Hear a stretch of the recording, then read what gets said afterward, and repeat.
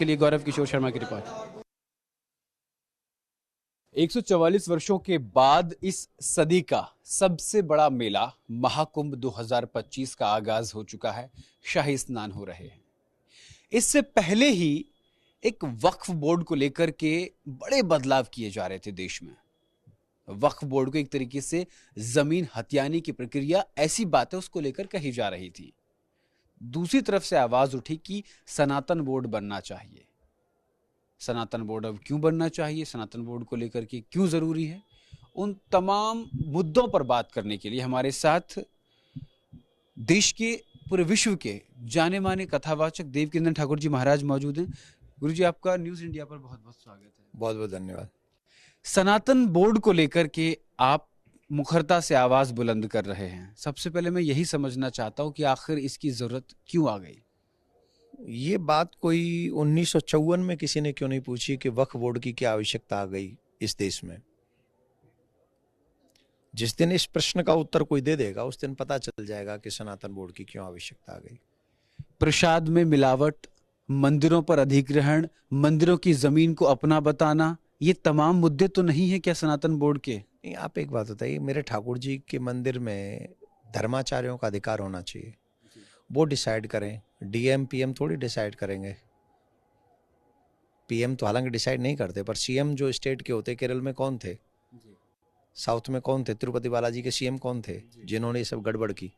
PM तो निकल गया डीएम के साथ, लेकिन सीएम ने तो किया ना ये सब गड़बड़। तो हम तो यही चाहते हैं कि हमारी पूजा पद्धति बचे। अगर वक्फ बोर्ड है तो सनातन बोर्ड होना चाहिए। सनातन बोर्ड के ऐसे कोई 5 पॉइंट बताइए जो बेहद जरूरी हो, कि इसलिए मैं चाहता हूं कि ये 5 पॉइंट हैं जिसलिए सनातन बोर्ड में ये होने चाहिए। जैसे आप कहते हैं कि सरकार का अधिकार जो है वो ट्रस्टों से हट जाना चाहिए। देखिए, सरकार का अधिकार हट जाना चाहिए। आचार्यों के हाथों में, शंकराचार्य, धर्माचार्य, जो भी अखाड़े लोग, ये सब उसमें रहने चाहिए। दूसरा, गौशाला वहाँ से बननी चाहिए, गुरुकुलम वहाँ से बनने चाहिए, हॉस्पिटल्स वहाँ से बनने चाहिए, और दीनहीनों की सहायता, विवाह इत्यादि के क्रम प्रारंभ होने चाहिए। अभी कुछ दिन पहले आपके एक बयान सामने आया था कि आप नहीं चाहते हैं सनातन बोर्ड में कोई भी पद, लेकिन मैंने वो लिखत में दिया है। मैं, ऐसा नहीं है कि मैं सिर्फ मनचाही बातें कर रहा हूँ, और न सिर्फ मैं बोर्ड में चाहता हूँ, मुझे कोई पद प्रतिष्ठा कहीं नहीं चाहिए। मेरे काम करना था कथा करने का, मेरा काम है कथा करने का, मैं कथा कर रहा हूँ और मुझे कथा ही करनी है। अगर मुझे चैन से हमारे लोग कर लेने दें कथा, कम से कम तो कथा ही करनी है। दिल्ली, देश का दिल, दिल्ली से आवाज उठाई और अब विश्व के सबसे बड़े जिले से आपने ये आवाज उठाई है। आपको लगता है दूर तलक जाएगी? प्रयागराज से प्रार्थना करते हैं और आशा करते हैं कि सनातन सुरक्षित हो और सनातनी परंपराएं सुरक्षित हों, और हमें आशा है कि हम इस कार्य में सफल होंगे, और या तो वक्फ बोर्ड मिट जाएगा या फिर सनातन बोर्ड बन जाएगा। तो मतलब सीधा सीधा है, वक्फ बोर्ड को काउंटर करने के लिए सनातन बोर्ड बनना जरूरी है। मंदिर तो फिर भी सरकार से मुक्त होने चाहिए। मंदिर तो सरकार से मुक्त हों और स्वतंत्र तौर पे मंदिर आचार्यों के हाथों में रहें, जिससे परंपराएं जीवित रहें। धन्यवाद। आखिरी सवाल ये कि सनातन को लेकर के आप प्रयागराज की धरती से पूरे देशवासियों को क्या संदेश देना चाहते हैं? देखिए, हम लोगों को सनातन को औरों से कम खतरा है, अपने आप से ज्यादा खतरा है। हम लोग धीरे धीरे अपनी परंपराएं भूलते जा रहे हैं। माथे पे तिलक नहीं लगाते हैं, सर पे शिखा नहीं रखते हैं, गले में कंठी नहीं धारण करते हैं, कलावा बांधने में संकोच होता है।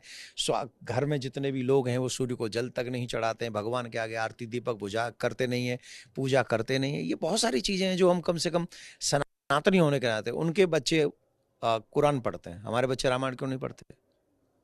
उनके बच्चे कुरान के बताए हुए मार्ग पर चलते हैं, हमारे बच्चे रामायण के बताए हुए मार्ग पर क्यों नहीं चलते? ये बहुत सारी चीजें हैं। सनातन को मारने में हमारा ज्यादा रोल है। हम लोग अपने धर्म ग्रंथों को, धर्माचार्यों को सीरियस नहीं लेते, जो कि लेना चाहिए। बसंत पंचमी स्नान को लेकर क्या संदेश दें, क्योंकि बड़ा हादसा हुआ है। हम तो चाहते हैं कि अगर संख्या अधिक हो तो 3 तारीख के बाद, 4 तारीख के बाद आए, जिससे कोई हादसा भी ना हो और उत्सव अच्छे से हो सके। प्रशासन ने जो व्यवस्थाएं बहुत अलर्ट होके की हैं, उन व्यवस्थाओं को समझ के, क्योंकि और जितना ज़्यादा संख्या आएगी उतनी प्रॉब्लम्स क्रिएट होंगी, तो हम नहीं चाहते वो हो। ठीक है, धन्यवाद। बहुत बहुत धन्यवाद। तो ये थे हमारे साथ देश के जाने माने कथावाचक देवकीनंदन ठाकुर जी महाराज, जिन्होंने सनातन